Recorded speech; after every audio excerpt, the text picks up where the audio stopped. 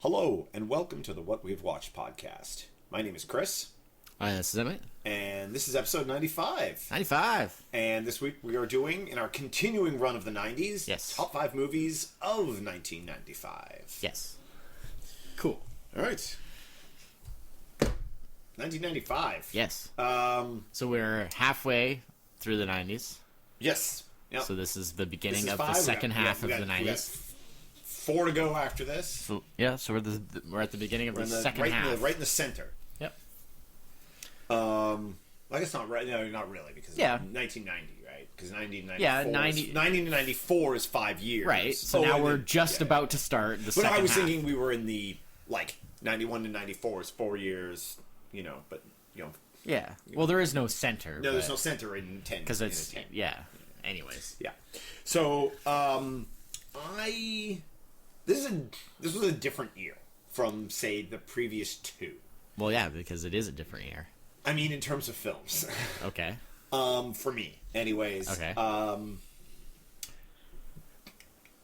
I feel 95 didn't have the number of back-to-back standout really great blockbusters that That's fair. example 94 had. That's fair. I definitely feel much less passionate about most of this year's things. I don't know if I say I feel less passionate about these. Well, I just mean films. like a strong feeling. In general, I think a lot of the movies I really like from 95 are movies that maybe are a little either kind of underrated or have You like them, but a lot of people might not. they fall into the category I think more of maybe a little cult classic-y. Okay. Or we all liked that in 95. Yeah. But by 98 nobody liked that kind of thing. They maybe don't hold the test of time for other people as they do for me. Okay. So picking 5 well actually no. Picking 5 but picking the top few wasn't too hard. But definitely there was for the lower ends it was just what of these do I really want to present as my thoughts of 95 and how I felt about 95. Okay. But all right. but I'm pretty happy with it. Okay. What, crossover? Yeah. I'd say there's a pretty good chance of 1 with maybe 2 if we really both were thinking in a certain direction. Yeah, I think there might be But 2. There might be 2. I'd say most likely probably 1, but even then I wouldn't say it's a guarantee. A previous top 5 also in the inclusion of not talking about not using films that were on previous top 5s. A previous top 5 actually helped me take off one that would have monopolized a higher spot on my list, which was Sabrina. Because that was in our top 5. That was in my top 5 remakes. Yeah. So I was like, okay, I mean, I love Sabrina. Yeah. But, great, opened up a spot for me. Yeah. I mean, you have reused ones a couple of times now, but yeah. if you felt strongly enough about them. Yeah. So. But now the real question: who's going first this week? It's you. It's me. I already checked. Yeah. Excellent. All right. I wanted to be ready because we always have this problem. Yeah. All right. So my number 5 is plays a little bit into a movie that was on my list from last episode. Okay. And it's Mallrats. Okay. Which follow up to Clerks. Yep. And I fairly sure I actually saw it before Clerks because I didn't know that because of the nature of how Clerks wasn't I don't think Clerks was theatrical release here versus I saw Mallrats in the theater. I think I saw Clerks You first. think you saw Clerks first? Yeah, because I'm pretty sure I knew about Kevin Smith and what the Views Universe was. Yeah, and see, all that that's stuff I'm at the time. I'm fairly sure that I saw Mallrats then found out, which was kind of an okay thing, being that Mallrats certainly and Clerks, after Mallrats, I was very aware of it because I remember from that point on, I was really anticipating each new one. How Mallrats and Clerks are only they're only related via Jay and Silent Bob And time-wise, they probably take place the closest of any of the two films, because literally, Mallrats takes place. It's like,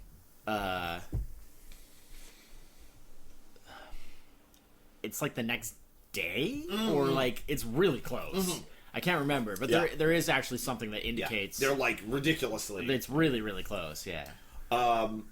But yeah, it was a movie that I just saw, especially at the time, over and over and over again. It was one of those like you could like start quote it, you just watch it, you knew it word for word. Yeah, we got really heavy into it. It's one of those few movies which I rarely ever do, and this is something at the time, but also around like 95, I was also I wasn't living at home anymore. I was it was like a movie that would just be on in the background a lot. Yeah. While you were like doing other things, like it would just be on the TV all the time. So the VHS review in there. I guess that would probably would have been a little later after it already come out in VHS. Probably 96. But, but still. Yeah, but still. Really appealed to me at the time. It still does. But like the humor of it, like both sort of it's a combination of like clever and absurd. Yeah. Well, it was basically like it was Kevin Smith basically going kind of halfway toward making a sort of like very mainstream, old-fashioned kind of like raunchy comedy, you know, like 80s comedy almost. Yeah, and it was like consciously so, like it was basically that. It was like an homage to that type of thing, you know, like so. It's one of those, like, it's certain aspects of it have emboldened, like, Ben Affleck will always be the a-hole male. Well, to you, but that's because like, you tend to get hung up on... you know. Like, I barely really thought of it afterwards. In fact, I would say, for me, it was more... because it was such a relatively small part, and it's very similar to his part in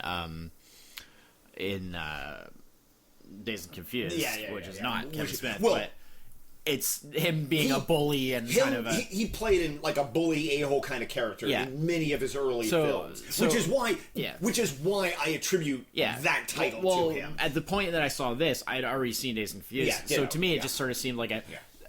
To me, when I think about like that early, like the sort of early Affleck as like a starring actor, I think mainly Chasing Amy, because that was the first one where he was like the main character. Yeah. The earlier ones, he was always just kind of like the bully, kind of, annoying guy. Certain things like antagonist almost. The word uncomfortable that is always the back of the woke. Yeah. Like there's certain like humor bits in this that have stuck with us over the years. Oh, absolutely. But it's just a funny comedy. It's very focused on what it is. Like it doesn't really. It has a lot less of the dramatic, like sincere moments that most of the other Kevin Smith stuff has. Especially after this, like he got much more. Like it's very focused on just being like funny, just trying to be a comedy like all the way through. The Stanley character cameo.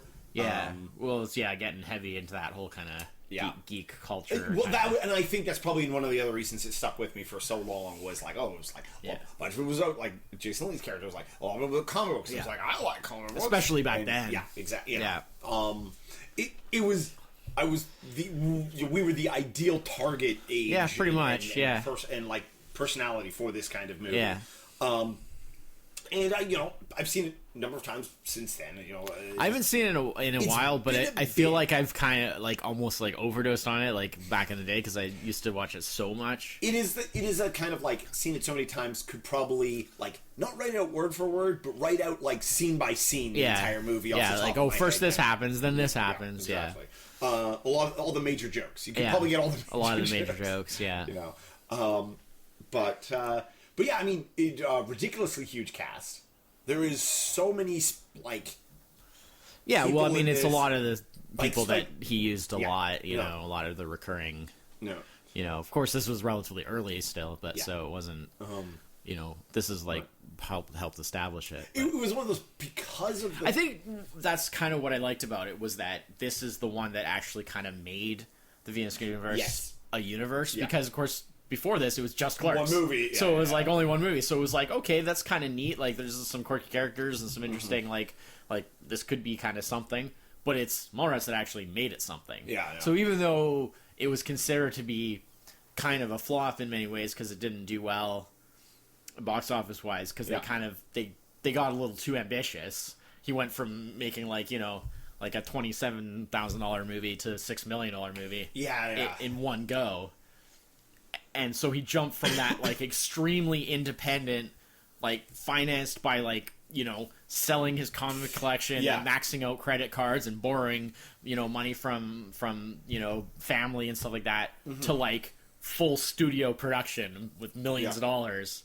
To go from like that in one step like that, maybe not the best approach. Well, and so the fact that it had kind of negative results in terms of it not being a success. Yeah, well, it was bomb. It's straight up bomb. It was probably not a good idea for him to jump into that. I don't think it speaks so much of the quality of the movie as it's just that like his kind of movies was just not.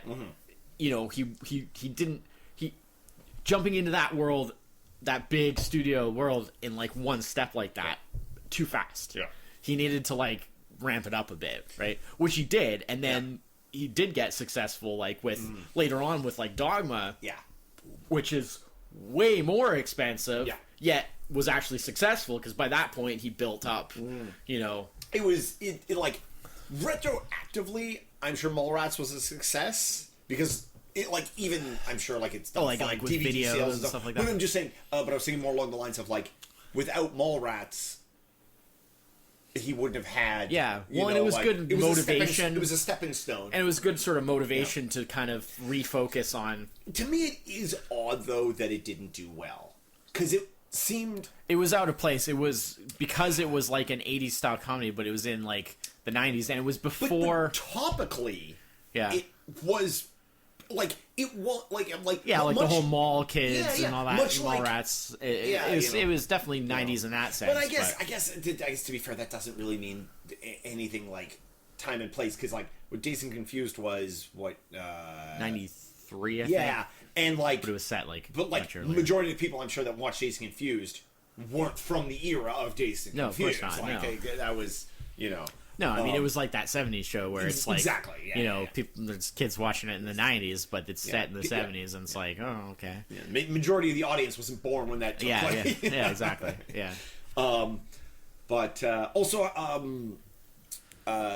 such a because I've probably seen a lot of it after the fact, the extended cut, which is. Like 30 minutes long. Well, it's like a totally different story almost in some ways. Yeah. Well, and I think it changes the story quite radically. Because they were forced to, because there was like a mentality that in the 90s, up and through that like a comedy 90 minutes is all you get for a comedy. And really. Also that, there was limits of sort of how complex you wanted the story to be or, how many subplots you wanted there to be or But it's definitely like definitely didn't do great at the box office. Didn't do critically great, but kind of like since that time, like much more publicly liked. I mean, I would still say like even though it's probably the one that I have had the most, it's definitely like the one that I kind of had the most sort of like fondness for at the time and watched the most and like really enjoyed. I would say it's definitely not like the best of those. Like I think that definitely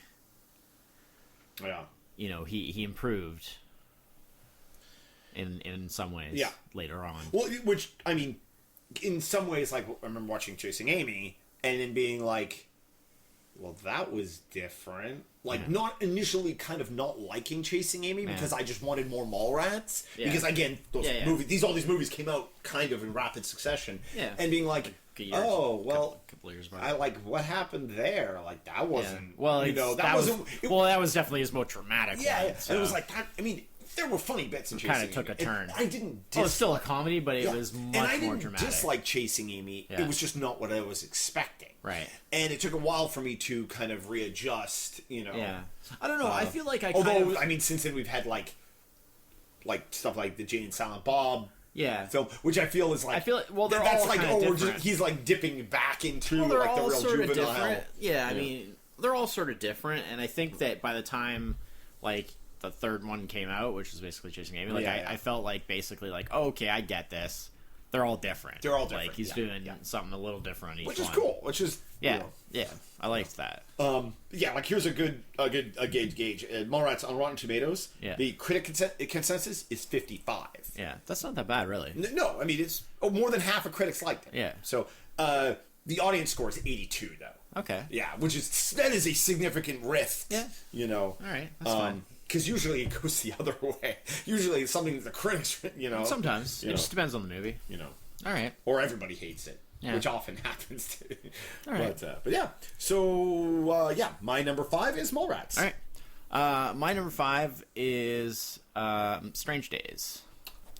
So Strange Days is kind of like a bonus James Cameron film in a way. yeah, that's a good one. He worked on the writing and the producing, but it was directed by Catherine Bigelow, who was his ex-wife. Mm-hmm. I was about to say his ex-wife at the time, but obviously still his ex-wife. They didn't get married again. Interestingly, I mean, she's obviously before that, she was known for Near Dark, which came out in like 87, and that was before they were married. Mm-hmm. But that was made like pretty soon after Cameron made Aliens and used a lot of the same cast members. And then of course Point Break also probably her biggest like hit. But interestingly, in 95, she was like the first woman to win the Best Director Saturn Award, which was like the sort of sci-fi focus. Oh, right, that's like, right. Yeah. Pretty fairly prestigious like sci-fi related awards. And she won Best Director for Strange Days in 95 and was like the first female director to do so. And then in the 2010 Academy Awards, she won the Oscar for Best Director for The Hurt Locker. That's right. And became the first woman, and so far still only woman, to win Best Director Academy Award. Kind of ridiculous if you think it's pretty crazy, but I mean, in terms of sheer numbers, ratio, but at the same time, no, it is crazy. But what's interesting is in those Oscars that she won and became the first woman director to win the Academy Award. She actually beat out Cameron because he was nominated that year for Avatar. So it's kind of funny. It all comes around, yeah. But yeah, so this was, even though this was already like several years after their marriage, he wrote or co-wrote and co-produced this, and she directed it. And basically, anyone who's not familiar with it, Stranger Days, it was basically like part of that whole kind of millennial thing. Yeah. There's takes place like there's a New lot Year's of movies. Yeah, 1999. New Year's '99 going into 2000. There's a lot of movies that took place on that. There was all this kind of thing of like, oh, it's going to be this big deal. Yeah. Well, interestingly enough, this movie actually took place prior to the Y2K scare. No, it wasn't about that. It was just about. But I mean, like, it was still part of like the big chain. Like 1999 to 2000 is like it's such a big deal. Yeah. But like it was more just about the conceptually, symbolically, the whole thing of going into the new millennium was like, whoa, like it's going to be. Yeah. Means nothing. It's just a number. right. But it's how people react, right? And there just was this anticipation that there was going to be a much bigger reaction than what kind of really ended up happening. But yeah, basically it's kind of like pseudo. Like it has almost kind of like a cyberpunky kind of feel, but like very near future. So it's not like all high tech. It's basically modern day, with just the difference of mostly just centers out around the one like piece of like the memory tech thing in the movie. So so it's kind of like a virtual reality kind of thing, but you're basically when you wear it, you're experiencing the actual experiences and sensations of another person, and that can be recorded, but it can also be like broadcast in real time too, so you can actually like feel like something that someone else is doing as they're doing it. And then there's like conspiracy and murder and all this crazy stuff going on, and like you say, it's like a thriller. With Ray Fiennes. Yeah. Pretty early, relatively early kind of breakout role for him. He's really good. Angela Bassett got a lot of acclaim for it. Yeah. So, yeah, I mean, it's, like I say, it's number 5, so it's nothing, like mind-blowing, but it was pretty good. It's solid. It was, like, I haven't seen it in a while, but, like, it kind of has somewhat mixed reviews, like leaning towards positive, you know, like in this sort of 60s kind of percent. But, like, I think most people I know like this movie. Yeah, like it, but what I'm trying to say is like it's good, but it's not like whoa, it's so amazing. But like it's interesting. It's a bit different. It's got a little bit of the Cameron-esque feel, which is cool. You know, like I say, it's almost like a bonus Cameron movie. You know, because it's not. It does have the Cameron-esque feel. Yeah, a little bit. Really you know, great. I mean, the acting is, I think, is real. Like the roles. Yeah, really the acting's really. Ray Fiennes is awesome. Yeah. And the sort of twist of the movie, like the kind of the plot device of the movie, I think is really neat. Yeah. As someone into that sort of cyberpunk kind of stuff. You know. Yeah. This, oddly enough, though, this was a movie that the first time I saw it, I watched about 20 minutes of it, and I was like, "This is boring and sucks," and I turned it off. I can understand that to a degree. And then a couple of years later, somebody was like, "Oh, Strange Days," and I was like, "Oh, really? Like, it's so lame. It's boring." And like, I wasn't really sure who Ralph Fiennes was at the time, and I was just like, it's just and I'm like, all right, watch it. And I like watched it all the way through, and I was like, that movie was terrific. Yeah, like I must have just been in a mindset where that wasn't the movie for me at the time, and I remember, and then I've seen it a number of times since. I remember then. the first time. It's quite enjoyable movie. I remember when the first time we tried to watch Texas Chainsaw Massacre, and we totally couldn't get into it, and like I've since become like a big fan of that. So it's just sometimes time and place and mood, and you know, just not quite getting it or not quite connecting to it. But it's just good. Yeah. Like it's a solid. I don't really have a lot like kind of special to say about it, but it's good acting. It's a one that's a bit hard to talk about because it's like it's very plot-wise, it's rife with spoilers. It's very plot focused. It's very intense, like you know, plotty. It's very plotty. So. But not plotty. It's plotty. Yeah. See, the first time I watched it, I thought it was plotty. I mistook a T for a D, and I thought it was. Well, that's fair though. I mean, like if you maybe you just felt like, oh, it's a little slow to get going. Because it was weird. Because the second time I watched it, it like immediately drew me right in. Yeah. And I was like, I mean, we had another similar situation of when I remember when we tried to watch. The second Resident Evil movie. Oh, and we were like, oh, this is terrible. Yeah. And then like we turned it off like 15 minutes in. And we never really tried again until like I relatively recently, that's right. did like a full rewatch of because I started liking those movies like later on, like from like 3 on. So I was like, oh, I'm gonna do like a full rewatch and like start from the beginning. And it turns out the second was actually much better than the first. It just takes a bit to get going. Yeah. But I mean, neither one of them are great. Like definitely it gets better like from 3 is where that three is where it got really good. But like, got really good. Relative, it's a relative terms. Let's swap out the word "good" for entertaining. Yeah, it's a relative terms. But I was surprised to find that like 2 is like actually pretty entertaining. It's actually much better than the first one, which at the time it just seemed like, wow, this is crap. So sometimes you can really change. I mean, that's why it's kind of nice, like. If someone suggests something to you that if it's somebody that you kind of trust their judgment to a certain degree, but like they're like, oh, you've never seen this? Oh, you really should check it out. And you're like, oh, really? Because I always thought it was gonna. It's like, oh no, like it's actually like worth checking out. And then you check it out, and you're like, oh, that's pretty good. Like, why didn't I watch this years ago? But it's like sometimes, it has to be the right time. It has to be the right mindset. Yeah, and sometimes if you're put off something the first time you watch it. Overcoming that hurdle can be... to actually, like, overcome it and be like, okay, I'll give it another try. No. You know, it can be a difficult thing. I find it especially with movies where it's just like... Or I could just go watch this other movie that I know I'm going to like. Yeah. You know, like, you're so spoiled for choice. Well, tell me about it. Yeah, I mean, I'm definitely... Yeah. I've always been, like, a big rewatcher as far as just, like, watching, like, favorites that I already know, like, are going to have a certain, like... I'm going to really, have a good feeling from watching it type of thing. And then I'm on the other side where I'm just like forever chasing the dragon of new movies to hope to find the next high. Yeah, I mean, I like new movies too, but I just, oftentimes it's just easier because like, okay, if I if I throw this movie on, I I'm know good. I'm I good know to how go, I'm gonna it's gonna make me feel. I know like I'm gonna be happy or I'm gonna appreciate it. Yeah. And you just so I mean I like a mix of both.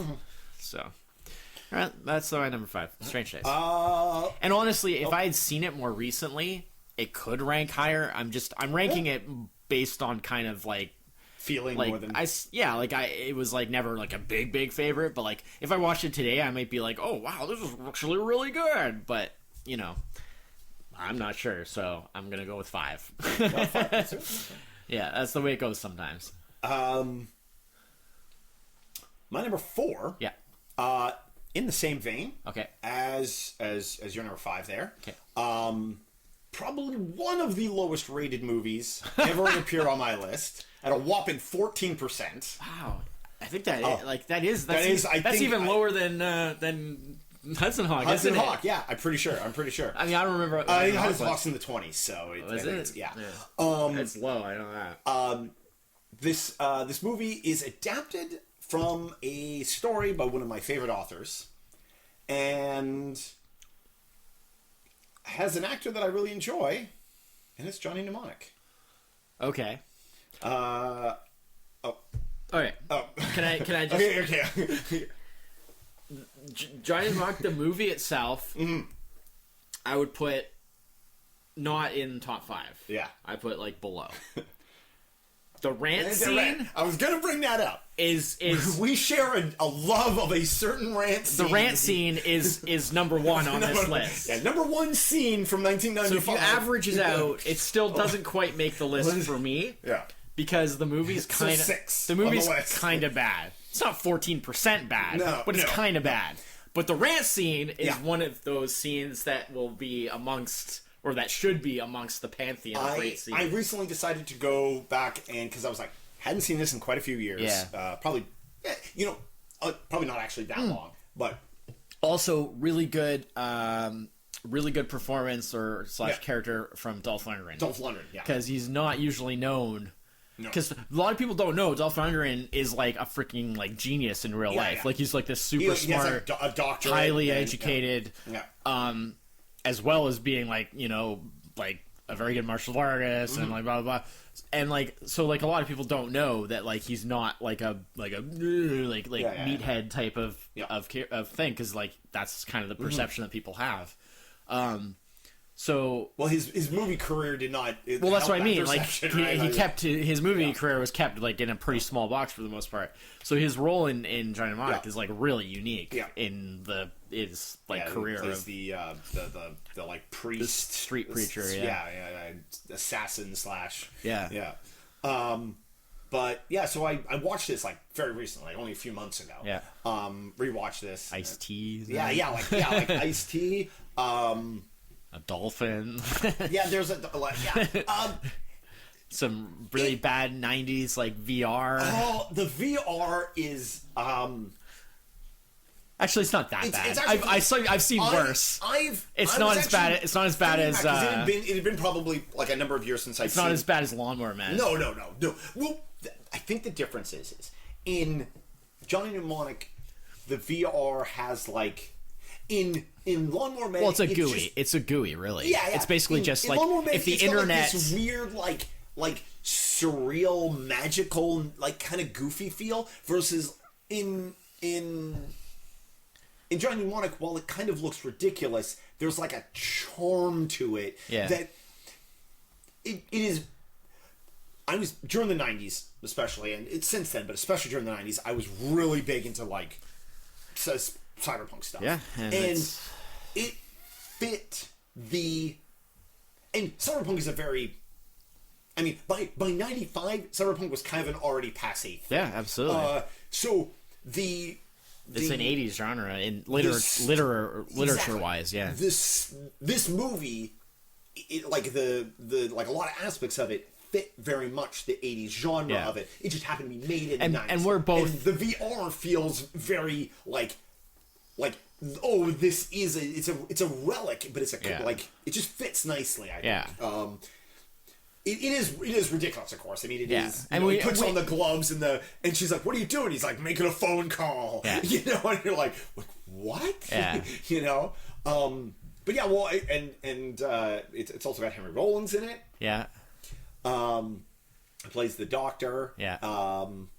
And he's got to look after. I mean, and we both generally have an appreciation of Keanu Reeves. Yeah. More so than what a lot of people do. Yeah. Dina Meyer, who plays basically the female role lead in it. Yeah. Unfortunately, they had to change the character from the story because it's the same character from Neuromancer, and the rights were tied up. Yeah. So they had to change the character. Movie that will never get made, unfortunately. Well, at the time, this was at the time. Yeah. Oh, and Takeshi Kitano. Yeah. Kitano, I think. Kitano, yes, that's right. Yeah. Takeshi Kitano. Was the not the villain, but the Udo. But it's just Udo Kier. Udo Kier. Yeah. There's a real nice feeling to this movie. Like, it's fun. It's just kind of, and it. Like, there's a lot of Reeves' character is like up until like that breaking point where he has like the rant scene. He is, which just like the most wooden, stiff, but like, but it like works. for a reason. Like, he is clearly like he's a man to do a job. He's a courier. He's like, he gave up like his childhood memories in order to make the space for the memory, the computer memory in his head. Doubler to double his memory to some like ridiculously tiny amount of numbers because like I feel even at the time like 50 gigabytes or something. Yeah, like I feel even at the time probably not even that much. Yeah, it was a joke. Like at the time it was kind of like that number's still too small for nowadays, Like I don't know. It was probably pretty good. I can't remember what it was. 95 was probably okay. Yeah. But yeah. And it expanded from a real short story. Like I think it's like maybe 12 pages. So, they had to fill in like a number of the characters. Like, there was a lot of behind the scenes like problems with basically like Robert Longo who directed it. He was like a real arty kind of like he was like an artist. He was that definitely goes into the style of the movie. The intention was that it was going to be a much more stylized, arty kind of movie. Mm-hmm. But of course, they were dependent on like studio, like money and stuff. Yeah. And so they didn't have a lot of like artistic control. Yeah. So they were forced to sort of cut it down very short and try to keep the story really simple. Mm-hmm. So I mean, part of the problem with the movie is definitely the behind the scenes issues. Yeah. Well, that's but it definitely does like there was an art style to it. Yeah, I mean it's still stylized, but not as much as what they intended. And I think it does a real neat job of like the cross section of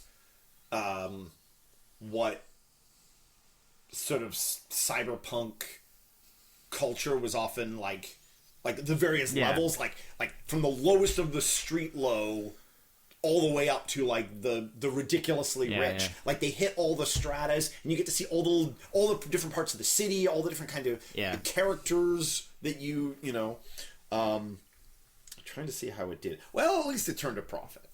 It was $26 million budget, made $54 in the theater, which that's cutting it fine, but yeah.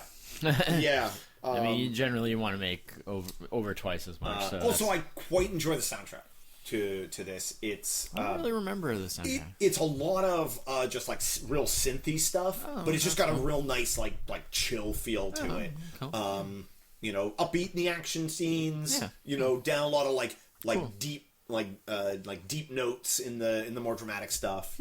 Cool. Yeah, I don't really remember the music, but it's been a while since I've seen it. So, but yeah, it's one, and again because I'm such a fan of William Gibson, who wrote the story. He wrote the screenplay as well. Yeah. But like I say, what they intended it to be, a lot of it didn't end up on the screen. So, so it unfortunately, has not withstood. It's all worth it for that rant scene. Yeah, that's still just it gives me like a warm feeling just thinking about it. It just fills me with warmth. It's real good. Like I've literally looked up that scene like on like YouTube and stuff like that just to watch that scene. You can just look it up on YouTube. Yeah, it's great. Yeah, love it so much. Keanu Reeves at his best. Mm-hmm. All right. Yeah. So that's my number 4 is. I was gonna say is Keanu Reeves. My number 4. Sure, why not? Yeah, my number 4 is my number 4 is Mallrats. Oh, okay. There we go. So I think we've already talked about it enough. Okay. So we can keep moving on. Okay. To your 3. I have to make a slight change to my 3 because I had a brain fart. Oh, okay. And I realized my 3 had been on a previous list. Oh, well, that doesn't mean you can't do it. Maybe I'll go do it anyway. All right, you know what I'm going to well, okay. What was it, and what would you do instead? It's the instead part. Oh, I mean, what movie is it? Like you said, you need to make a change. So if you were going to change it, what will you change it to? What will you do instead? That's the tricky part. Well, then don't worry about it. Just do what you were going to do. It was on one of our earliest top 5s. Okay. Top 5 time travel movies. Okay. And it's 12 Monkeys. Oh, okay. Yeah. Yeah, well, it's a great film. I had completely forgotten about the top 5. It's a great film. We talked about it lots then. Yeah. It was on both of our lists. Yeah. It's a very excellent It definitely, it's if I had to cut it out, yeah. anything else I would have put in there would actually have been at 5 and bumped everything up. Yeah. So. No, it's a fantastic film. Yeah. Revisit that list, the top 5 time travel movies. Yeah. We talk about it a whole bunch. Yeah. It's a great movie. It is. Yeah. It is like it's. Well, I guess being like the nature of like the director and all that, like it's very unlike any or most any time travel movies. Well, it's one of those few, perfect time travel movies because there is no. I would say like the only like there's no question of like well, won't that cause a paradox or blah blah because everything is self-fulfilling. Everything is a closed loop. The closest everything is a set timeline. Like brothers and of this like of 12 Monkeys would be things like All You Zombies. Yeah. With the movie's called something else. That's the whole. Yeah. And then what the other Time Crimes. Time Crimes. Yeah. Thank you. And that's like those are the other like the perfect. Which circle. I just found out. I just watched Anne Hathaway on Stephen Colbert, I think. Oh, okay. Yeah. I can't even remember. I just watch clips on YouTube from all those like talk shows, right? Because I can't stay up that late. Yeah. But I watched Anne Hathaway on. I think it was on Colbert, and it might have been on Fallon, maybe. Anyways, and they're talking about that Colossal. Oh yeah. And that's from the same director that did like Time Crimes. And I was just like, oh well, man, I'm more interested in it now. It could be interesting. I think it might even be like his first like English language film. Oh wow, yeah, great. Because I know he's made a couple other Spanish ones after since Time Crimes even. So, but yeah. So yeah. Yeah, 12 Monkeys. Yeah, it's a fantastic film. You know, Bruce Willis. Yeah. If I was going to include it, I might even put it even higher. Predestination. That's the name of the adaptation of All You Zombies. The adaptation. Yeah. Very good film. But still haven't seen it because I haven't seen it available anywhere. Yeah, so. It's in that murky. Like it's I think it's from like 2013, 2014. Yeah, I wasn't sure if I wanted to. Well, it's kind of a little bit. Too soon. It's not too indie, soon, but not too old. It's not indie, but it's not like a big release. It wasn't a big release. Yeah. But I do want to see it just to sort of see. Madeline Stowe, because I'm very familiar. Brad Pitt. Yeah. No. Well, Brad Pitt's performances. Yeah. I mean, that was one of his like absolute breakthrough. And I think it actually may have been the first thing I saw Brad Pitt in, because I'm not sure I saw any of his earlier movies like at the time. Oh, okay. And so like I didn't know. I saw a lot of stuff with him already by this point. It was like, oh, this new guy, the guy from Die Hard, and that lady I recognize from other films. Yeah. Well, I mean, it was definitely one of Brad Pitt's big breakthrough roles in terms of being recognized as a decent actor. Yeah. Like before that, he was just kind of seen as like kind of like a pretty boy, like you know, the new kind of like leading man kind of pretty boy, but not like actually a really great actor. So it was kind of a breakthrough for that. So, but yeah, we have talked about this movie before, and it's one of those movies also like I think a lot of people are aware or have seen it. It's not really a stranger. It's not a strange movie that is unfamiliar. It's a little strange. Well, yeah. It's Terry Gilliam. Of course, it's a little strange. So, mine 3 is not a movie that we talked about before. Okay. And it's not a movie that I really was familiar with in 95. Or anywhere close to it, 95. Okay. I had heard of it, but I didn't think at the time that it would be something that I would be into, because I didn't really know too much about it. And I was actually introduced to it quite recently by a friend, and I was like, oh, wow, that's actually really good. I can see now why it's so acclaimed. And it's Get Shorty. Okay. So Get Shorty was based on a novel by Elmore Leonard, and it was sort of continuing on with the big career resurgence for John Travolta in the wake of Pulp Fiction, which we talked about last week. And yeah, it's basically about like this like mob kind of enforcer, Chili Palmer, who basically is sent out to Hollywood to deal with this issue with like a filmmaker, like a filmmaker, and he basically gets really interested in actually like helping get this movie made, and my phone. He gets really into like the whole kind of like making movies thing, and kind of uses it almost kind of like as an out from like the sort of mob kind of thing, and gets more interested in the actual thing of making movies. And it's got like a little bit it's a very similar kind of genre to like what sort of Guy Ritchie kind of later got really into. It's like a lot of like funny parts, but also like it's like, you know, crime based. There's a little bit of violence here and there. There's, you know, all this stuff with like mobsters and stuff like that. But there's also a lot of like humor and just like quirkiness and like very intelligent kind of like writing, like a lot of like good dialogue and acting and stuff like that. It's got like that great actor who I always forget the name always drops out of my head. He's retired now. Gene Hackman. And that happens all the time. And yeah, it's just it's very, very good. Like 10 years later, they made the sequel, Be Cool, which is from Renee Rousseau. Yeah, and like 10 years later, they made Be Cool, which is like the sequel. Not good. Which moves the character into like the music industry. Oh, okay.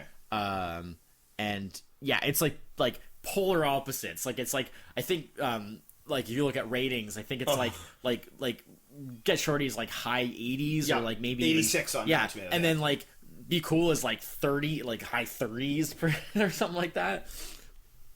And it was like not nearly as successful, and it was just 30%. Pretty critically savage. I've never even heard of. It was one of those things where like they waited. I was gonna say I've never heard of Be Cool, and then I just saw the movie poster and I'm like, oh, I remember that movie poster. Never saw that. Yeah. Well, now you don't have to bother. Just watch Get Shorty and you're good. I've seen Get Shorty, but it was a long, long time ago. Probably much more closer to 95 than now. Yeah. No, you should watch it again because if you don't really remember it, it's really, really good. I remember. I mean, I always like other than like the basic plot, I remember nothing. I tend to like stuff that's about like cinema and like making movies and like I mean, obviously I'm interested in movies and how movies are made. So, but like I really appreciate stuff about like the history of like how movies are made and stuff like that. I really like things like Hugo, and even fairly recently like Hail Caesar, the Coens did that one, which is kind of like. Did you see Hail Caesar? Yeah. Okay. A while ago we talked about it. Okay. Couldn't remember if we talked about it or not. But yeah, like I mean, that's far from my favorite Coen Brothers film. It was decent, but it wasn't necessarily like amazing. But like I just tend to be interested in like those kind of things that are about kind of how Hollywood works and how the because it's pretty crazy stuff, really. Yeah. So I don't know. Get Shorty's just really well done. Yeah, no, it's a very good movie. So, yeah, cool. No, yeah, like I said, I wish I had something to say. Another very so like plot heavy kind of like a lot of like sort of twists and turns. So it's like you can't really talk too much about the story without spoiling. Well, and just I mean, you it just without getting like really involved, like you kind of have to, just like, hey, just check it out. It's good. Yeah, cool. No, okay. I have to remember to give that a rewatch. I say rewatch. It's been so long; it would probably be close. Well, that's to what I'm saying. time, like, if you don't really remember it, then it's worth seeing again for sure. All right, so I guess that brings me up to my number 2. Number 2. Wow.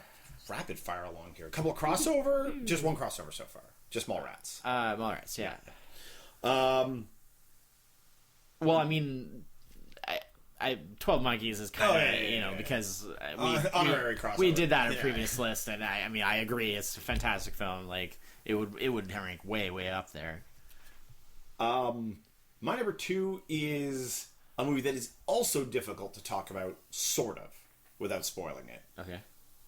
But also because probably everyone has seen it, it's kind of fine to talk about, and that is Usual Suspects. Okay. I really like Usual Suspects. Yeah. This was the one for me where it was like, I saw Reservoir Dogs and Usual Suspects very close together, and I was drawn much more to. Oh yeah. The Usual Suspects. It's definitely way better, but. You think so? Oh yeah. Oh, I feel. But it's several years apart. They're not. I feel people are more like they're more equal in most people's eyes, but. I mean, they're pretty good, but they're different. But I mean, like, Usual Suspects is like genius. It is one of those, like, the twist in this is one of those, like, like, well, especially because it was before. Well, that was kind of a big thing. Yeah. Like before people were expecting it all the time. Yeah, before people expected twists all the time. Yeah, exactly. And also the setup. Yeah, like. That's what I'm saying. Nowadays, it's genius because the way they see a setup for a twist coming. Yeah. And I'm going to blame a lot of that probably on they telegraph that stuff in trailers a lot. Yeah. Like, this is a movie with a twist. Like, oh, thanks. But even saying there's a twist, you're spoiling, you know, the whole purpose of the film. And I don't think anybody was expecting that in this. They were expecting some kind of crime, drama, a little bit of humor, being the actors involved. Kevin Spacey delivering some humor. Like an amazing role, and I mean, Benicio del Toro. They're all great. Baldwin, Gabriel Byrne. Yeah, Steve Baldwin. So good. Kevin Pollak. Oh right, yeah, Kevin Pollak was the other main. That was basically the main lineup. This is one of those movies that Pete Postlethwaite really, like, just bang, knocks it out of the park. Everything about it is so good. The storytelling, the acting, the plot, the pacing. You are gripped, and then they hit you with it, and you're just like, is this like, if I had seen this in the theater? It's this kind of movie where, like, credits roll. Nobody stands up. Everyone's just sitting there silent. Like, Usual Suspects is the first movie I ever owned on DVD. Oh, wow. And I didn't buy it. I was given to it as a gift. But the first year that I had DVD, I was given that as a gift. And my mom gave me Blade Runner Director's Cut DVD. Cool. Those were my first DVDs. First two DVDs I ever owned before I started actually buying them for myself. Directed by Bryan Singer. Mm-hmm. Before he hitched his horse to the X-Men train and just rode that through the next decade. He was the conductor of that train. Fair. Oh yes, that's fair. The X-Men movies hitched to him, not he didn't hitch to them. Which in like he created that. In a bit, to me, it's a bit of a shame because we haven't gotten to see Bryan Singer do much else other than those kind of movies. Well, he tried to do a couple of the side things, and it didn't go well. Yeah, well, So you got to go with what works. Yeah. But he took a whole big chunk of time out to do that, like Jack Jack the Giant Killer or whatever. Yeah, that was a big flop. That was a huge flop. I enjoyed that. I thought that was a really good put together movie. I've heard mostly decent things about it, but it just didn't do well. Yeah. And it didn't do super well critically either. Yeah. I mean, neither did Superman Returns either, but... Superman Returns was... But I like that, too. It was sort of in the middle. It was sort of in the middle. middle. It has its fans. Yeah. It did decently at the box office. Yeah.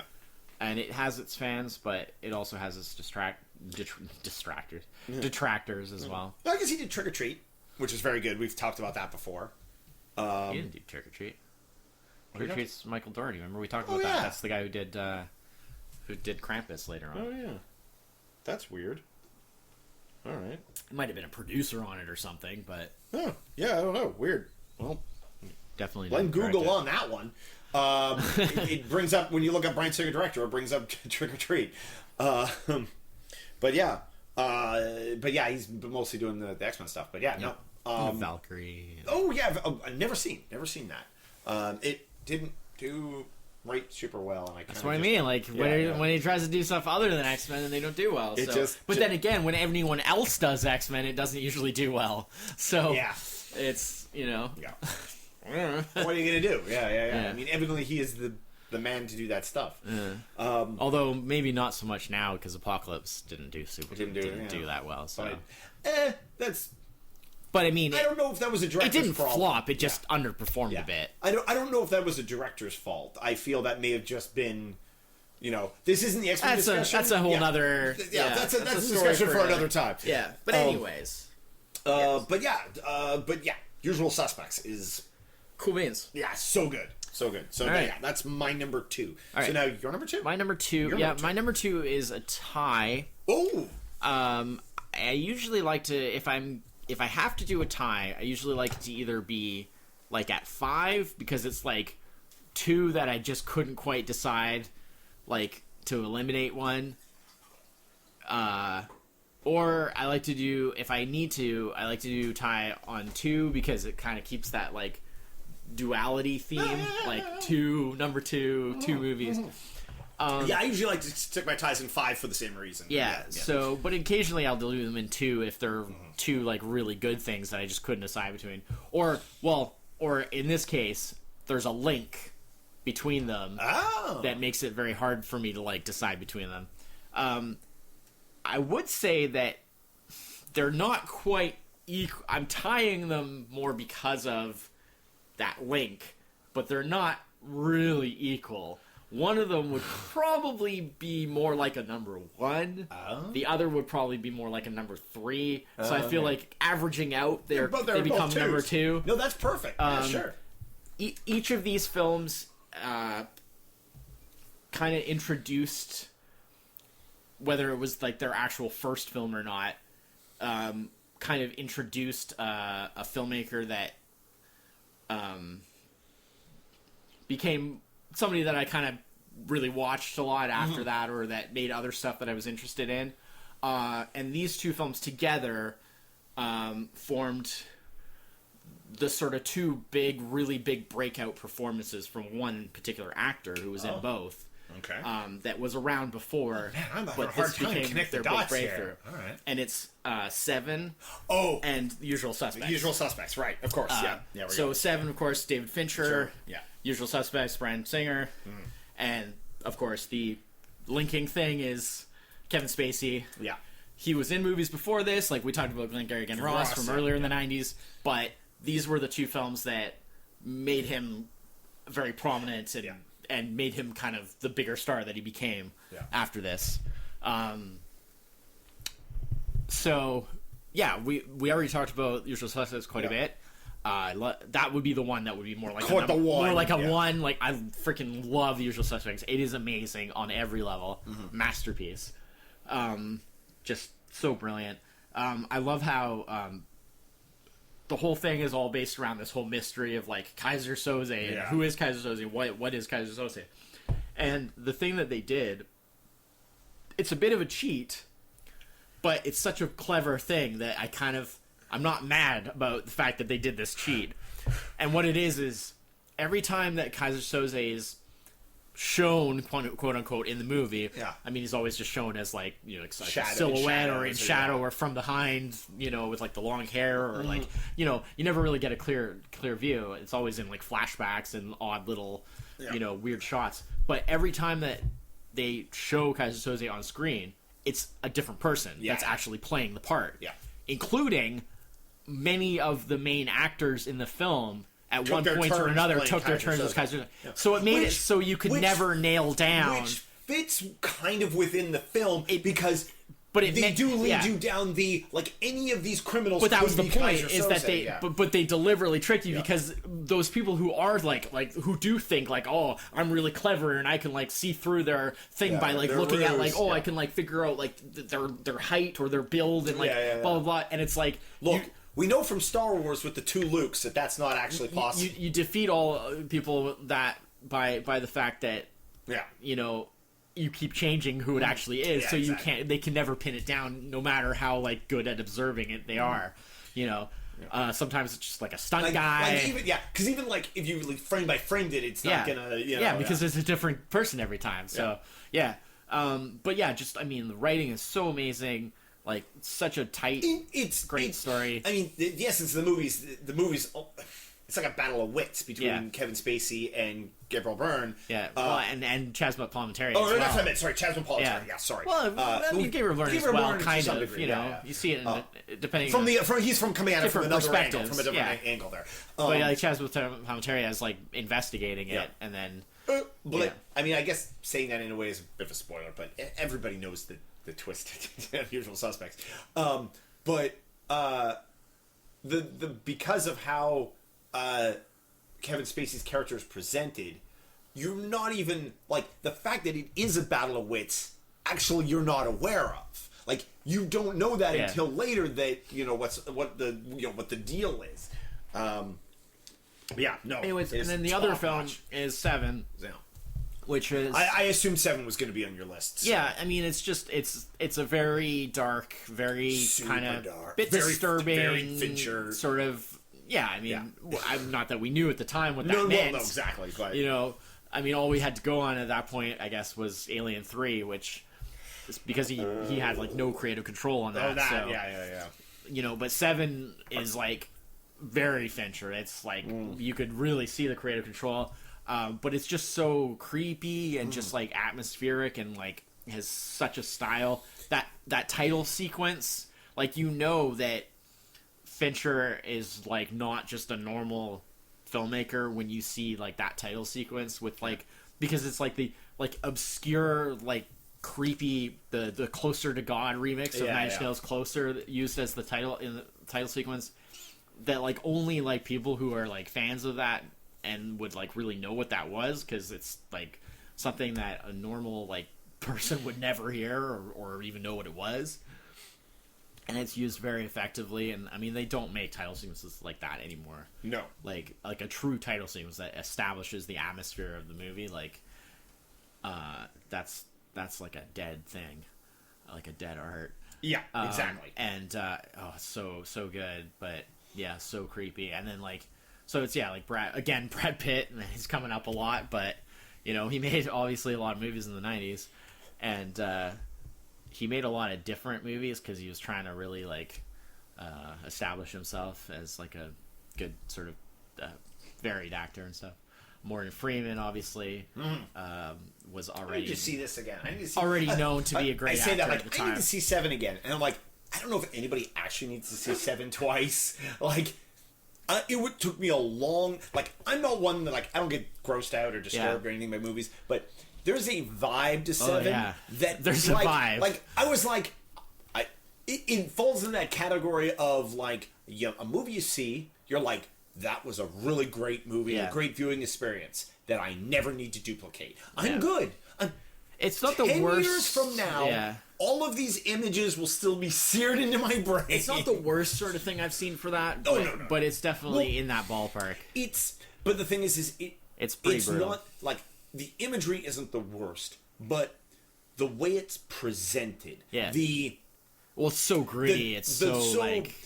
but like, yeah, like everything stark. about it is, yeah, exactly. It's not dressed up. It's just kind of like, here you go. It's like barely a step away from like being shown like crime scene photos. Yeah, you know, yeah. like you know, like you're just you're like, oh, it's too real. Yeah, you know, and yet for all that it is, but for all that it's also still quite stylized in a way, just in terms of the cinematography and the editing and like all that kind of stuff. But yeah. I haven't seen this in at least 10 years. And of course, famously, Kevin Spacey doesn't show up until almost the very end. But it turns out like he's been at it the whole time. Like he's the one they've been looking for, and he's the one that set everything in motion and has been manipulating everything the whole time.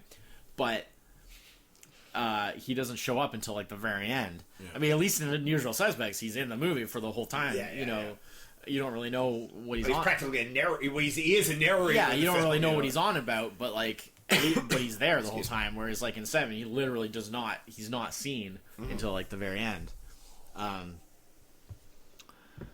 But yeah, no. But yeah, it's creepy. That's why I put those two together. No, that's good. But I definitely, I mean, Usual Suspects would be my preference of the two, but they're both very good for what they are, and yeah, no, definitely. This movie definitely put my eye on Fincher as like, this is somebody to watch, and like.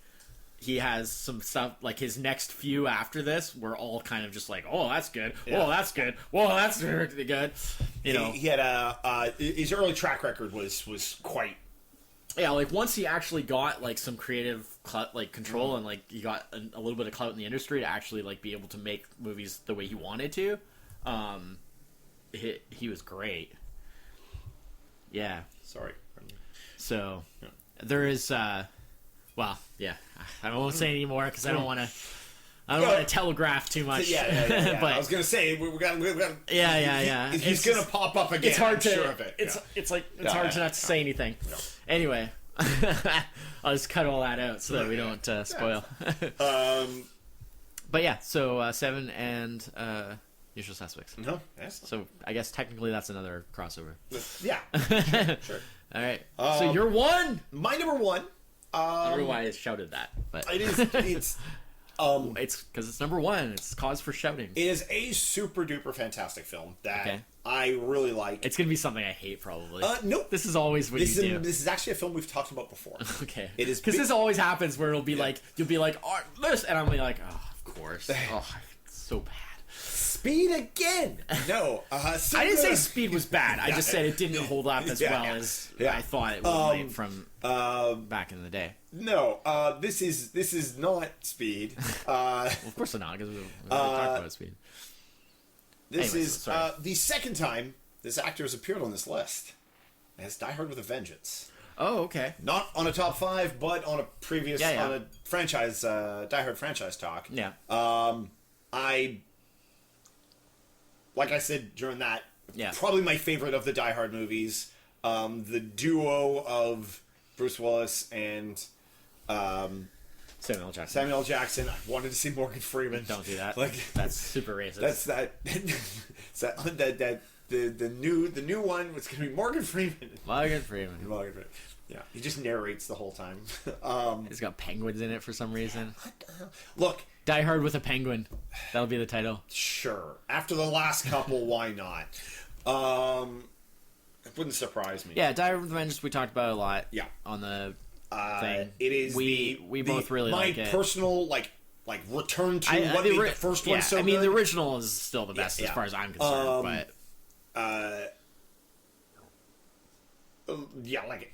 After for us the second being the lesser, which we were clearly in the second is good, but it's very like derivative. It's very derivative, and it's derivative, but it's not like it's very.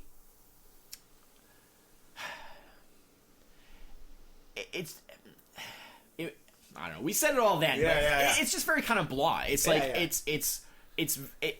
There's nothing really. They traded a high rise for an airport. Yeah. They traded the.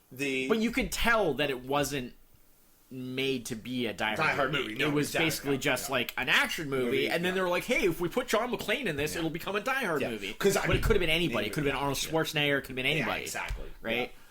Versus like Die Hard with a Vengeance is a much bigger. Actually, story wise, is a much follow up to one. Yeah. But it's also a much bigger deviation. Exactly. Well, it's because it's not the well it brings us back to McClane's hometown. Yeah, it's York. Also it's not the it's the further adventures of John McClane versus and it's a not, sequel to it's the not first the tied to one small specific location. Yeah. You know, it's where it's like it's opened up where they're traveling all over the city and stuff. Yeah. You know, and he has like you say, like he has like somebody actually with him the whole time and blah blah blah, and you know it changes up the formula a lot, but it retains its diehardiness by having the same sort of attitude and the same kind of and of course the links to the original, you know, with all the like the Gruber stuff, and the character, you know, is very much feels very much of, you know, the character from the first movie and stuff, and like I mean we said all this then. We're just repeating ourselves. Yeah, it is like, and I think probably because I saw the original Die Hard, I've seen the original Die Hard like so many times. Yeah. Like this is now the one I go back to. Like when I want to watch a Die Hard movie, this is the one because like when my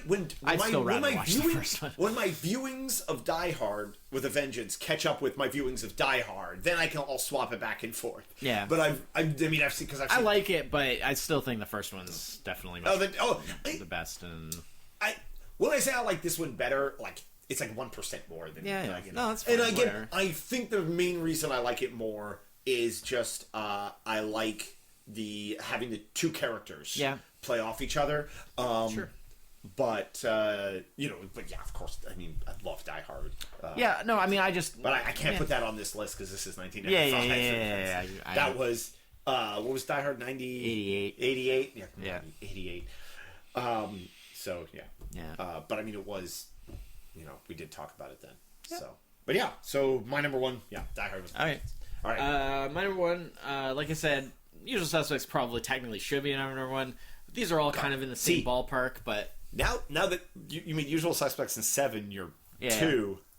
I figured one of those was going to be your 1. So now I have a 0. Well, like I said, I sort of averaged it out. Yeah.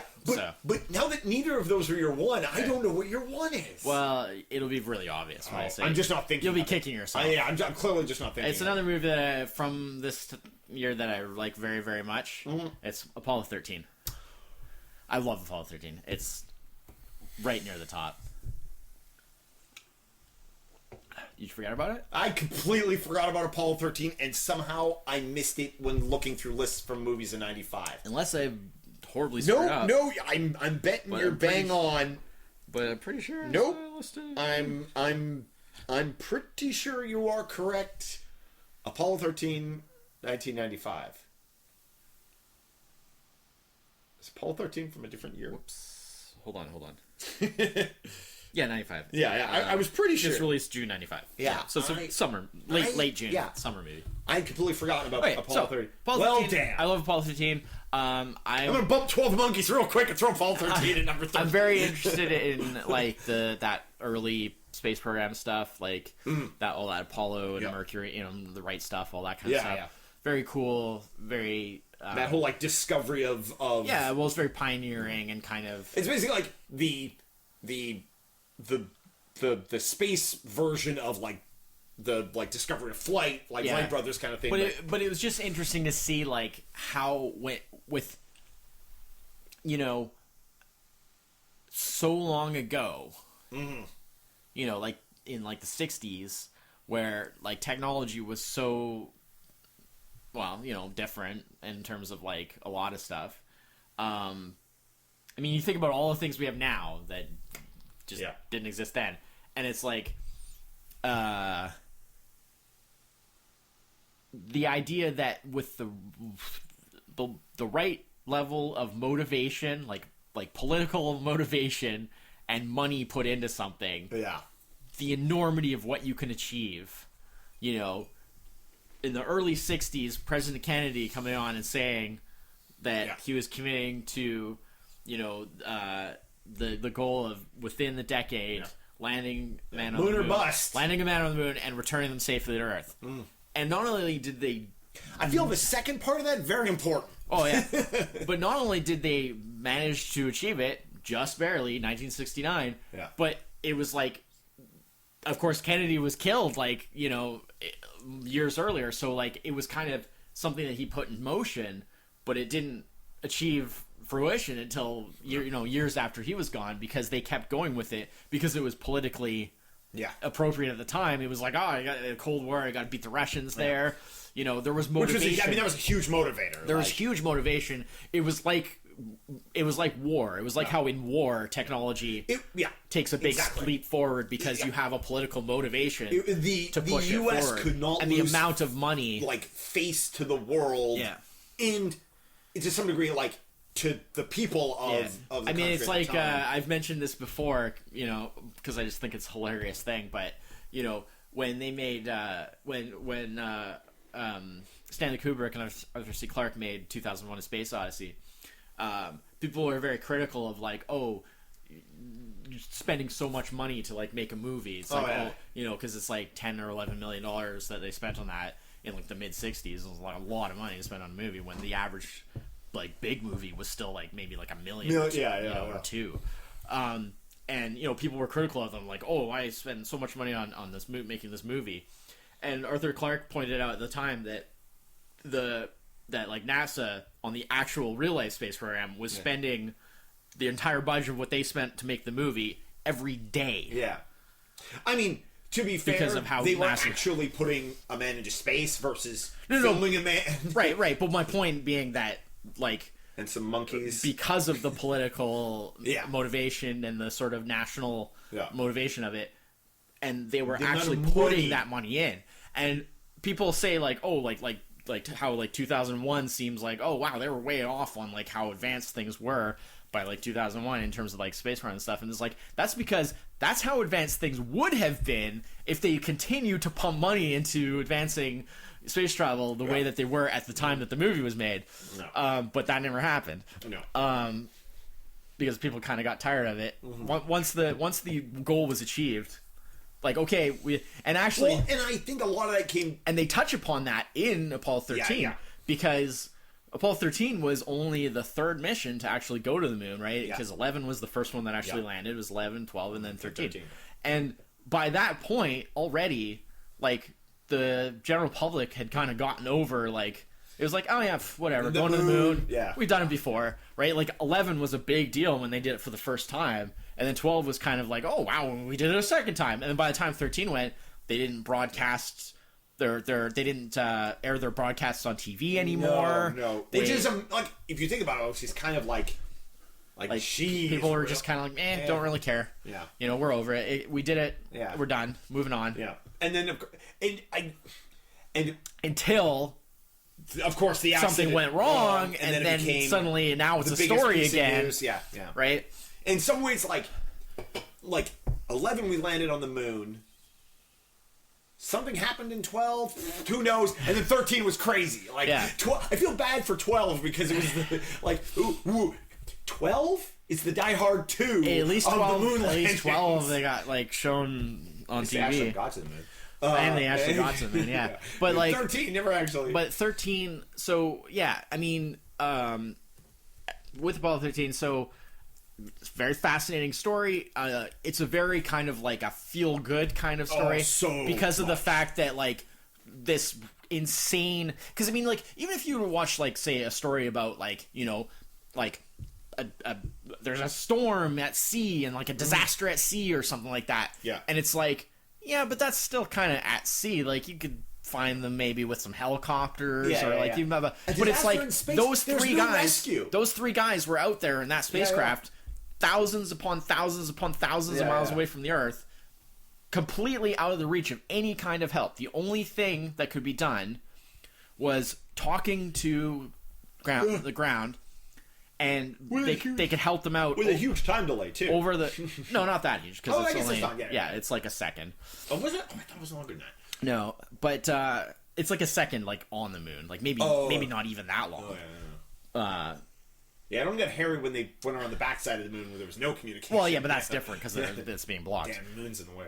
But yeah, like they're up there, and it's basically those three guys with whatever's available to them on the spacecraft, and they have to find a way to fix the problem. MacGyver that they don't even really know what the problem is because there's no way to really diagnose something like that. They basically turned all of like NASA into suddenly a division that had to like MacGyver a solution for these guys. Like, okay, we know what they have up there. Exactly.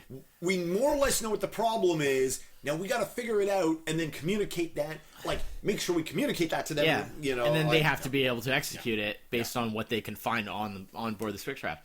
It's amazing, and the fact that like that's actually how it happened, what happened, and the fact that they made it back. Like, they all lived. They all, as they say, Ed Harris, who played the flight controller, and he was like, as he says in the movie, we've never lost. We've never lost anyone in space so far, and it's not going to happen on my watch. It's not going to happen this time, and they did it. They got them back.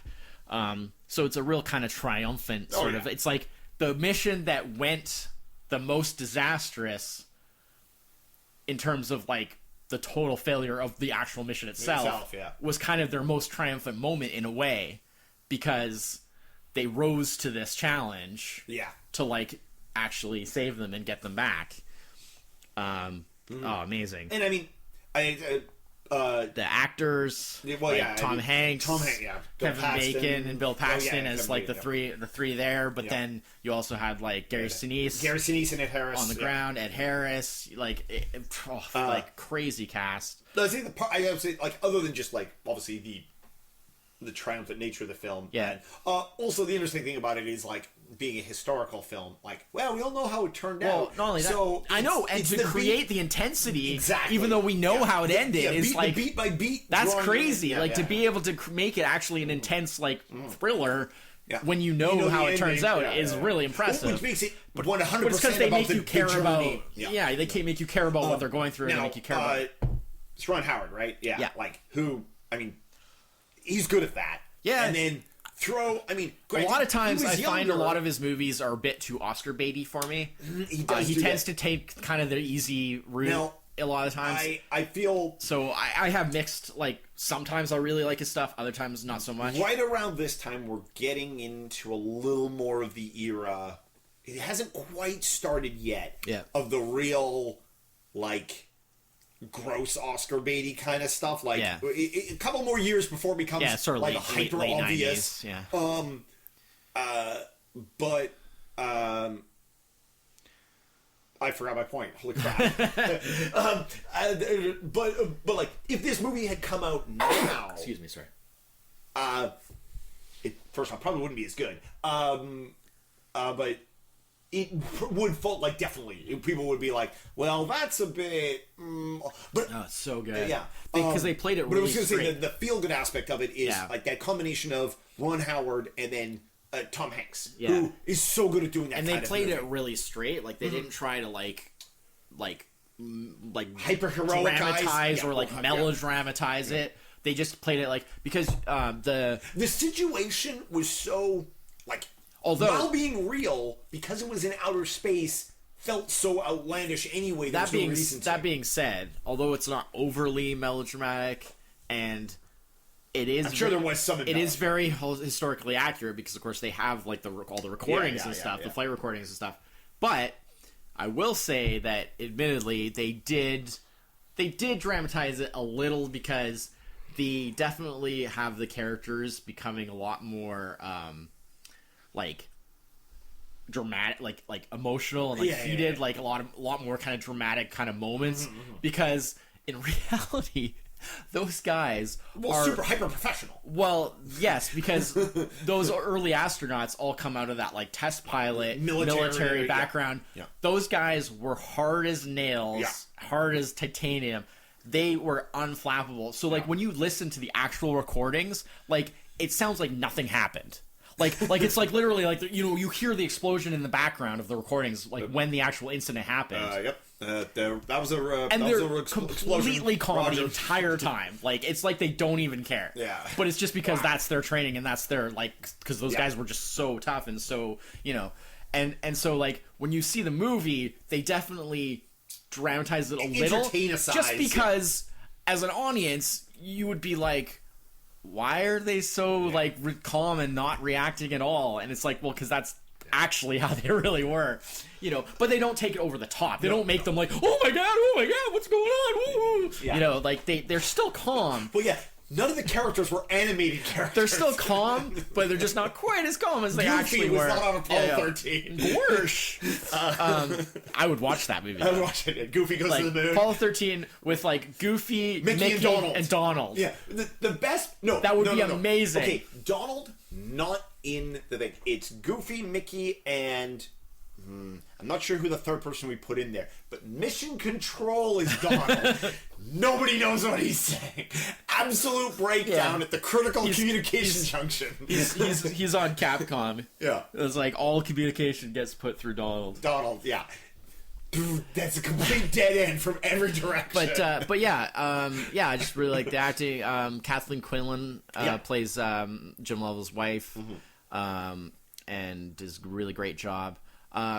There's so many great little stories behind like the movie, like the bits and pieces of them. The DVD commentary, like there's a commentary by Ron Howard, you know, your standard kind of director commentary, but there's actually a commentary on the movie by the real Jim Lovell and his wife, talking about, you know, their thoughts on the movie and on what happened, and you know they're like watching these actors play them, and you know they were very happy with the performances and the how it was depicted, and they a lot of funny little things to say. Like at the beginning, it has the scene where with him and Jim Lovell in his Corvette, and they were talking about how like that really was like the car of all those guys, like those, they love their because that was like the 1970, 1969, those like late 60s early 70s Corvettes, and that was like the cool thing. That's what they all had. But he said like it was the wrong color. Oh, right. He had a different. It was like they show that it's like red in the movie, but it was actually blue, or vice versa. It's like it's one of those things. Like if you're going to show specifically that model of Corvette, you show it in red, like. Regardless of I don't remember how it actually worked out, but it was just one of those kind of. I'm sure it was. He wasn't bothered by it. He was just kind of jokingly saying, like, you know, like, oh yeah, that's bang on, except for the color, you know. But just like a lot of stuff like that, it was really neat. There's some great stuff like when Ron Howard met Buzz Aldrin, right, who was from Apollo 11. He was right behind Neil Armstrong on the first moon landing. When Ron Howard met Buzz Aldrin after Buzz saw the movie, saw Apollo 13, and Buzz Aldrin was like, you know, like where did you find the footage of like the rocket launch? Because that looked amazing. I don't recall like seeing that footage before, and I thought I'd seen like all the archival film and all that, right? And Ron Howard was just like, oh no, Buzz, we made that. Like that's effects. Like, you know, there's like CG and models and all that stuff. And he was blown away. And this is like the real thing. This is like a real astronaut. He was just like, wow, it looked absolutely real. Because they put a lot of work to making it realistic. But the problem is that they looked at the actual footage, the archival footage, and there just wasn't the right sort of shots and stuff that they needed to like make it work cinematically. For a cinematic movie. So they looked into the idea of using the real footage, and they were just like, it's not quite going to work. So they made it from scratch, and it looks amazing.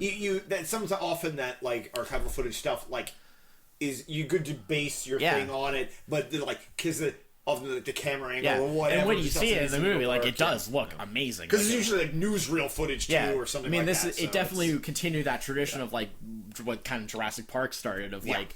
The new kind of effects thing, but not making it obvious, using it to depict something, very real. That kind of using it in a subtle way, just to sort of enhance and make it, Another really funny story with that was Ron Howard was talking about, they let him drive for a very short distance. They let him drive They let him drive the crawler, which is the gigantic vehicle that pulls the rockets out, and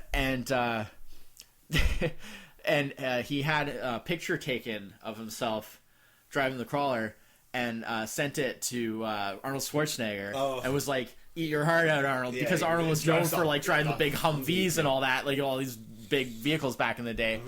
And he was really into that, so he wanted to be like, "Oh, hey, Arnold, I drove like a vehicle way bigger than any of yours," and so that was pretty funny. Those things super slow.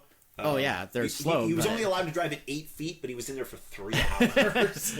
I wouldn't be surprised if it was something like that. I think it's like the better part of a day for that thing to drive, and it's a number of miles out. Yeah, I think it takes the better part of the day. It's a ways out for that crawler to take that. It's those rockets were massive. It's I mean, they're insanely big because it takes a lot of energy to get a spacecraft out of Earth's gravity. That's the highly inefficient the highly inefficient propulsion systems that we have access to. Again, that's going back to what you were saying about how like by Apollo 13 until it was disaster, nobody really cared about it. It's the unfortunate case of everything in space being so far away. Like the next goal after the moon is like Mars, which like we're kind of starting to shoot for now. I think 50 years later, but because the distances are so nonsense, I think we'll go back to the moon before that. Oh yeah, probably, because they've been talking about doing the moon again, like relatively soon. I wonder. Not a scientist. Obviously, not a scientist. I'm not a scientist. No. Well, apparently Obama, for some reason, launching from the moon to go to Mars would be more viable than trying to launch from here. I don't know, because as far as like supply and stuff like that, well, you'd have to get everything from here to the moon, but because you waste so much getting from here to space. If you start out somewhere, I don't know like if it really the matters moon, at that point, because you still have to get all the stuff. You still have to get all the fuel there, because there's no, you can't refuel on the moon. But that's 2 trips. You get to make 2 trips that way versus having to do it all in one. But it's I don't know. It still seems also iffy. Because once you're out there, you're fine. Also, that's an entirely other point of failure. You got all that stuff on the moon, and who knows what's going to happen there. As this movie shows, space is dangerous. Anyways, I love Apollo 13 a lot. I regret not seeing that on excellent acting on the list. Some excellent acting, excellent writing, just super well executed at every level. Love it. I remember really, really enjoying it when the first time I saw it, and then just like going back to it for sure. It's really good. Yeah, awesome. All right. And they also one of the few movies. Another interesting behind the scenes story is also one of the very few movies to actually film zero gravity scenes in zero gravity conditions, because they use the Vomit Comet. The plane that does the parabolas. So they got those little 30-second or whatever periods of weightlessness, and they were able to shoot scenes and stuff like that. So that they got that really realistic weightlessness, and they were able to do like stuff that you normally would have to do, like with you'd have to like CG or something, like having food, a lot of that, like having food like float out, or liquids go and stuff like that, like they actually do, but they could do it for real as opposed to like having to do it with like effects or whatever. Yeah, nowadays you can just CG all that and it's almost indistinguishable if you do it right. So but it's cooler to do it for real.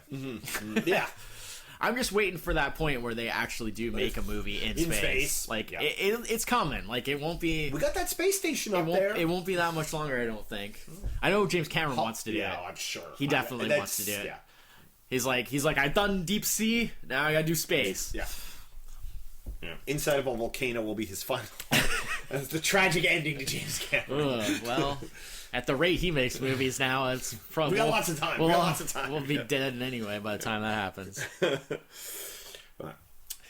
He'll be like a cyborg or something. Keep him going. Oh, the Terminator. Yeah. Anyway. So to run back down our number 5s. Sure. Just our number 5s. Just our number 5s. Sorry, our top 5s. Just our number 5s. It was a while. It was like an hour ago. Yeah, I hardly remember. Yeah. So my number 5 is Mallrats. My number 4 is Johnny Mnemonic. My number 3 is My number's three. Numbers 3. The numbers 3. The number's 3. The Warriors 3, maybe? Yeah. My number 3 is 12 Monkeys. Yeah. In brackets, Apollo 13. Yeah. My number 2 is Usual Suspects, and my number 1 is Die Hard with a Vengeance. Okay. My 5 is Strange Days. My 4 is Mallrats. My 3 is Get Shorty. My 2 is 7 and The Usual Suspects, and my 1 is Apollo 13. Awesome. Couple other movies from 95 I was going to bring up. Okay. Sounds good. Unlike Johnny Mnemonics VR, which, well, interesting artistically, that was an interesting artistic was choice. At least, you couldn't say whether that would be the case or not.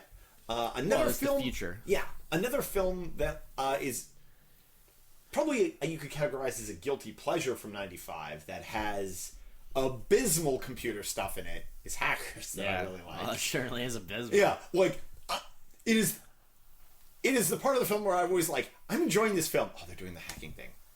Okay, it's done. I can go back to enjoying this movie. Like it is definitely like a lesser film, but there's aspects to it that I really enjoy. There's a goofiness to it. But yeah, no, the computer in that is I was reminded of it when we were talking about the Johnny Mnemonic. Yeah. And the only thing I like, it's just goofy nonsense in that movie. Well, I mean, to be fair, it is no less goofy. Like, in some ways, the hacking that was done in Hackers basically set a precedent that has been continued since then. Yeah. Every time hacking is shown in any movie or TV, sit in front of the computer and go. Yeah, exactly. On the keyboard. Yeah. If you really need to do it, two people at the same time can do it. And you take that half, I'll take this half. And then when it's about to go bad, quickly unplug the monitor, and that'll stop them. Because that's how that scene with the double hacking ends. Is the guy reaches around and unplugs the monitor to stop them from being hacked. I haven't actually watched it in I just watched the scene on YouTube, and it's just like... The only reason I like that movie is because there is a very young Angelina Jolie in it, and I was a teenager at the time. Gave us whatever.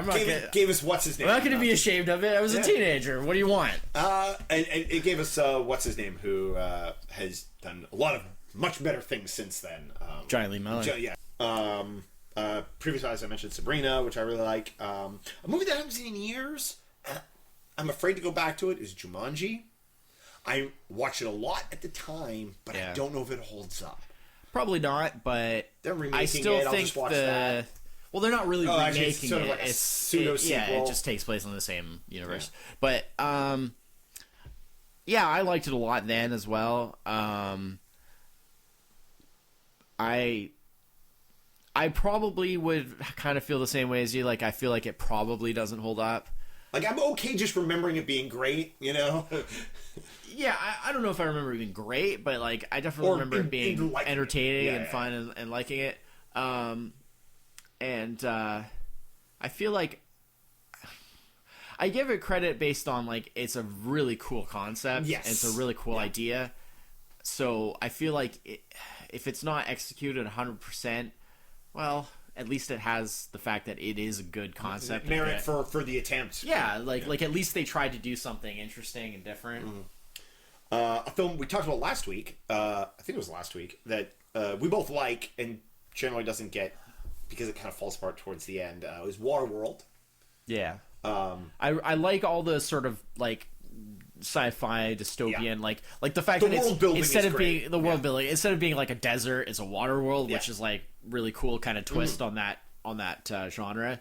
The reason, like I say, it kind of falls apart at the end because they make it like a really boring generic action movie at the end. The action's good. It's just okay, like, but it's like there's a million other movies that are just as good, if not better. Yeah, and it's nothing really special, and they kind of lose everything that makes it special at that point. Mm-hmm. Like they kind of just ignore all the interesting potential and interesting aspects of the setting, and to wrap it up in an action movie. Yeah, and they wrap it up really quickly. Up until that point, it hadn't really been. No. So I great setup, great premise, great like world building, but not much payoff. Yeah.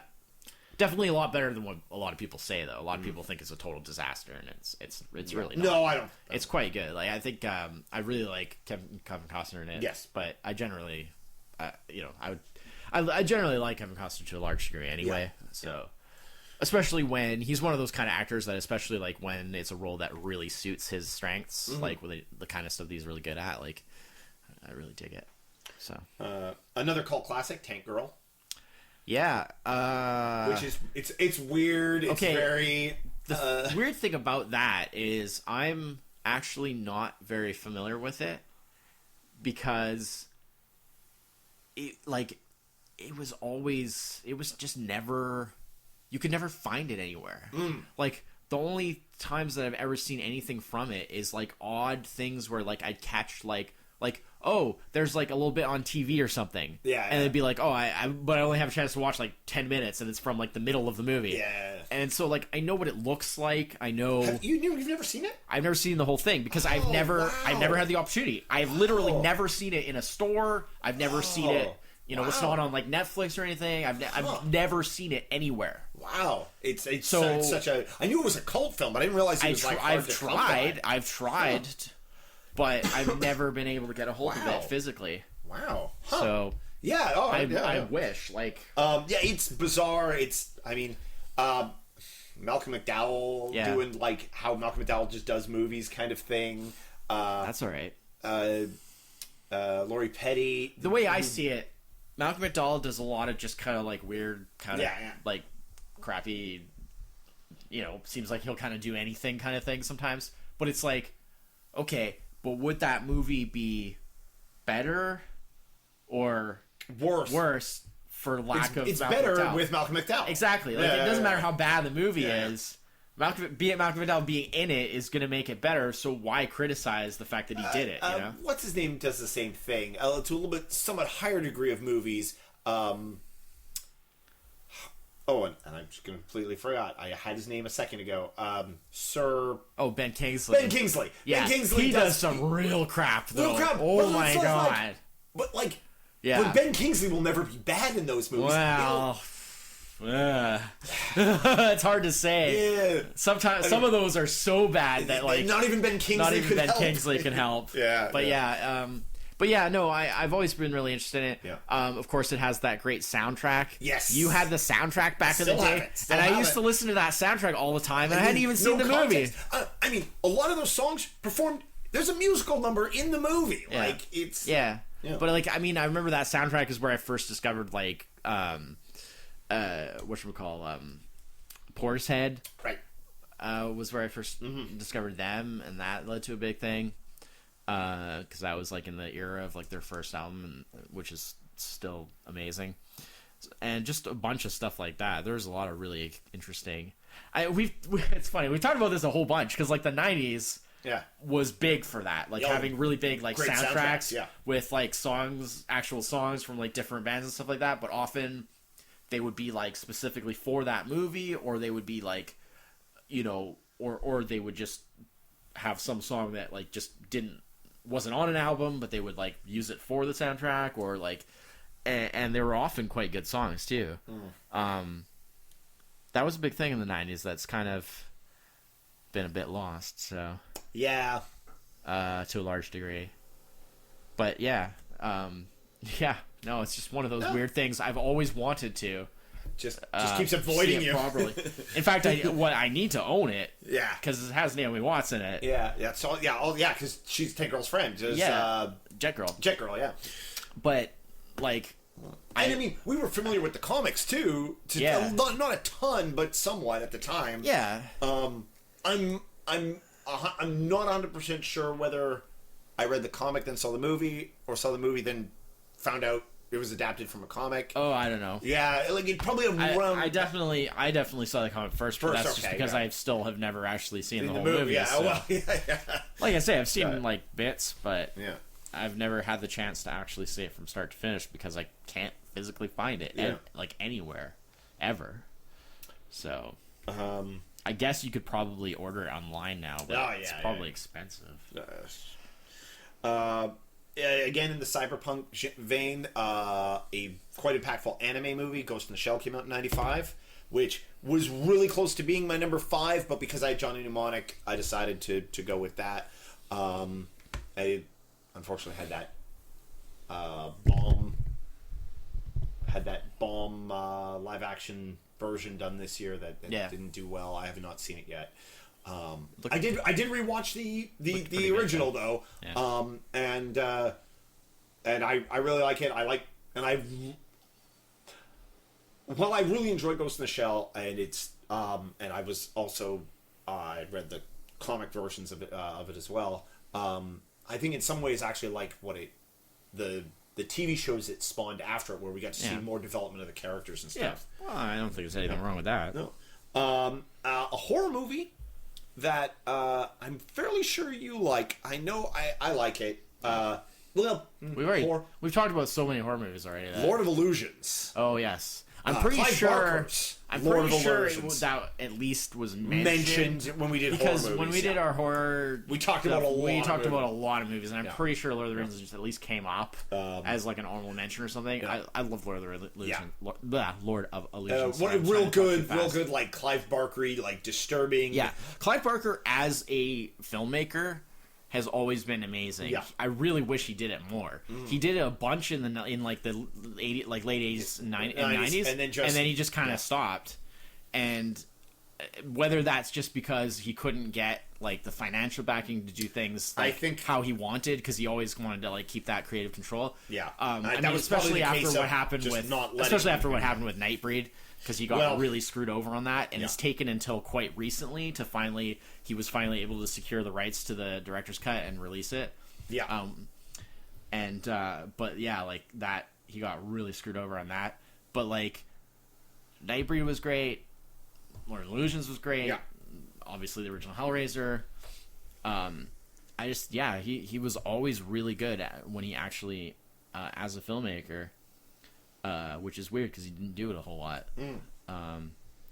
So yeah, no, I love Lord of Illusions. Yeah, and I was already I was a big fan of like Quantum Leap. Yeah, so I was very familiar with Scott Bakula already, and that was like such a departure for him. Yes. Whoa, like total different kind of role for him. So I thought that was really awesome. Yeah, just yeah, Lord of Illusions is awesome. Yeah, Funky and yeah. And the last one is I think it's a very low-known movie, a small-known movie, with Johnny Depp and Christopher Walken, and it's got a neat twist where it all takes place in real time, called The Nick of Time. Nick of Time, yeah. Yeah, which it's interesting, but it's not really that great of a movie. It's not that great. The concept where it was the first time I'd ever seen a movie that had done all in real time. Yeah, it's good. And the caveats that you have to do in a film when a 90-minute film takes place in 90 minutes is interesting to see. Yeah. Like from a how it's like a production standpoint, it's interesting to see like the kind of what you expect in a movie, the kind of like plot jumps and story pacing, how that kind of a lot of that just has to go out the window because you don't have time for any of that. Yeah. You don't have time for exposition. You gotta really keep the pace going, and everything has to be immediately relevant because you have to do it on the fly, which I thought was a neat. It's tricky to do. I mean, maybe I'm not giving it enough credit because I'm saying like, it's been a while since I've seen it. I wanted to bring it up because of this. I'm saying like, it's not that great of a movie, but I mean, maybe like the challenge of doing what they did, maybe it deserves more credit just for the fact that they did it, but. Yeah. I can't really rate it that highly because it wasn't like it was really that great of a movie. So, yeah. But there's just some other movies I was like, I remember liking these films, and they had some interesting stuff about them. So. Yeah, for sure. Yeah. So that's 1995. Next year, 1996. Yep. There's some movies. A couple of them came out. And you can listen to us talk about them next week. Anything else? Any closing thoughts? Ooh. Oh, looking at 96? Yeah. Yeah. I've taken a brief peek, and I've been like, oh, I'm looking forward to talking about that one. All right. Cool. All right.